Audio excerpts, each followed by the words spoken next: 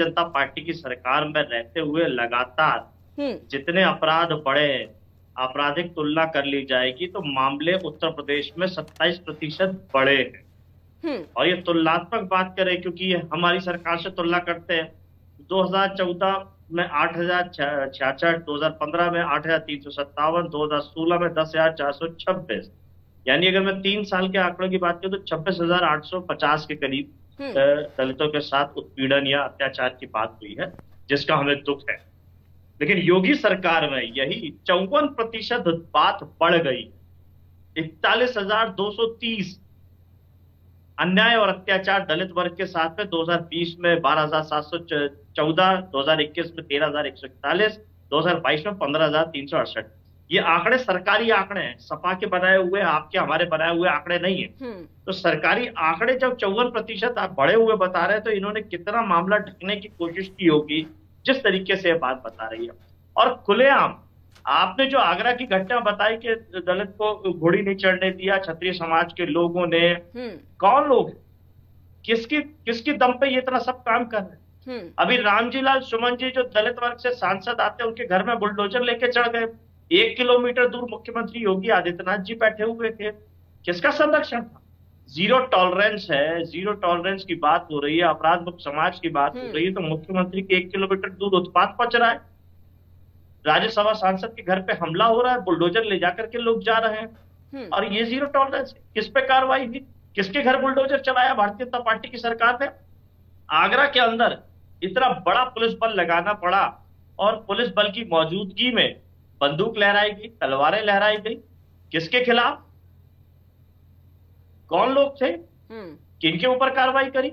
वही मुसलमान समाज के लोगों ने अगर विरोध प्रदर्शन करते हुए हाथ पे काली पट्टी लगा करके नमाज अदा कर दी, उन 300 लोगों को नोटिस भेज दिया गया, उनको चयनित कर लिया गया। और यहाँ भारतीय जनता पार्टी की सरकार को ये पता ही नहीं कि कौन लोग तलवार लहरा रहे थे, कौन लोग बंदूक लहरा रहे थे। देश के उत्तर प्रदेश के पूर्व मुख्यमंत्री, देश के बड़े नेता माननीय अखिलेश यादव जी को गोली मारने की धमकी दी जा रही थी। हम्म। कौन सी कार्रवाई भारतीय जनता पार्टी ने करी है? और ये तो बुलडोजर संस्कृति वाली सरकार है, बुलडोजर चलाने वाली सरकार है। किसके घर पे बुलडोजर चला दिया? किसके यहां बुलडोजर चल गया? अभी तक प्रदेश के पूर्व मुख्यमंत्री के गोली से मारने की धमकी देने वालों के ऊपर कौन सी कार्रवाई भारतीय जनता पार्टी की सरकार ने की है? हम्म। तो ये सब दिखता है कि किस तरीके से कमजोर वर्ग को, जिस पीडीए की, पिछड़ा, दलित, आदिवासी, अल्पसंख्यक, शोषित, वंचित, पीड़ित, दुखी परिवारों के साथ माननीय अखिलेश यादव जी खड़े हुए हैं, उसको और कमजोर और उसके नेतृत्व को और कमजोर करने की बात की है। भारतीय जनता पार्टी के साथी हम्म। केवल समय काटने वाला काम करते रहे। हम्म। आपकी रिपोर्ट को ना उन्होंने ठीक गंभीरता से लिया, ना मेरे आरोपों को उन्होंने गंभीरता से लिया, केवल समय काटने का काम करते रहे, जैसे भारतीय जनता पार्टी की सरकार कर। आपने बड़ा स्पष्ट दिखाया है और मैं उस बात को दोहरा देता हूं कि किस तरीके से पहले दलित परिवार को विस्थापित किया गया, हम्म। प्रधानमंत्री आवास के अंतर्गत उनको आवास दिया गया, हम्म। फिर उन 40 मकान के लोगों को, उन दलित परिवारों को नोटिस दे दिया गया है कि 15 दिन के अंदर वो आवास खाली हम्म। करें। इससे बड़ा भ्रष्टाचार और दलित उत्पीड़न का मामला क्या हो सकता? क्या पहले आपने उनका एक मकान खत्म किया, अब दूसरा ये आवास देने के नाम पे जो कुप्रचार किया जाता है, जो झूठा प्रचार किया जाता है, जिसकी पोल खुल रही है ये 40 परिवारों के माध्यम से, हम्म। क्या अब उनको फिर से उजाड़ने की तैयारी हो गई? ऐसे तमाम मामले देश भर के अंदर हैं, जहां दलितों की फसल को कहीं नष्ट किया जाता है, कहीं दलितों की मकान को उजाड़ दिया जाता है बुलडोजर चला के। और प्रधानमंत्री आवास का ये उत्तर प्रदेश का कोई एक मामला नहीं है, मध्य प्रदेश के भी मामले हैं, छत्तीसगढ़ के मामले हैं, जहां प्रधानमंत्री आवास के अंतर्गत पहले उनको लाभ दिलाने की बात की गई। भारतीय जनता पार्टी के नेताओं ने फोटो खिंचवाई कि हमने दलितों को आवास दिया, और फिर उसको उजाड़ने का काम किया। तो ये उजाड़ने का काम करते हैं, वही मानसिकता के लोग हैं भारतीय जनता पार्टी के लोग, जिन्होंने बाबा साहब का पुतला जलाया था। भारतीय जनता पार्टी आरएसएस के लोगों ने बाबा साहब की शव यात्रा निकाली थी, भारतीय जनता पार्टी आरएसएस के लोगों ने। और ये उन्हीं के वर्ग के लोगों को, जिनकी बाबा साहब चिंता करते थे, माननीय अखिलेश यादव जी जिनकी चिंता करते हैं आज पीडीए की, उस पीडीए को बर्बाद करने का काम भारतीय जनता पार्टी की सरकार इसीलिए कर रही है क्योंकि ये उनको उठता हुआ, उनको संपन्न होता हुआ, उनको मुख्य धारा में आने से रोकने का काम करते हैं, संविधान के अधिकार से वंचित रख के मनुस्मृति लागू रखना चाहते हैं, जहां केवल और केवल ऊपर बैठे हुए लोगों की सारी व्यवस्था हो और नीचे बैठा हुआ आदमी हमेशा नीचे रहे, दबा रहे, कुचला रहे।